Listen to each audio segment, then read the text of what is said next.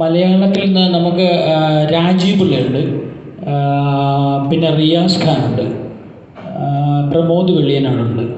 ഇത്രയും പേരുണ്ട്. മലയാളി ആയതുകൊണ്ട് തന്നെ ഞാൻ നേരത്തെ പറഞ്ഞ പോലെ തന്നെ നമ്മുടെ ആക്ടേഴ്സിനോടെല്ലാം ഇഷ്ടമുള്ളതുകൊണ്ട് അവരെയൊക്കെ മാക്സിമം ഞാൻ അതിൻ്റെ അകത്ത് യൂട്ടിലൈസ് ചെയ്തിട്ടുണ്ട്.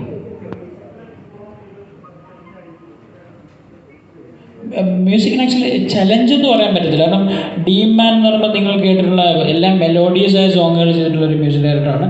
പക്ഷെ അദ്ദേഹത്തിന് ട്രാക്ക് ചേഞ്ചാണ് ഈ പടം. അതിപ്പോൾ നിങ്ങൾ എൻ്റെ മ്യൂസിക് കേട്ടാൽ മനസ്സിലാവും.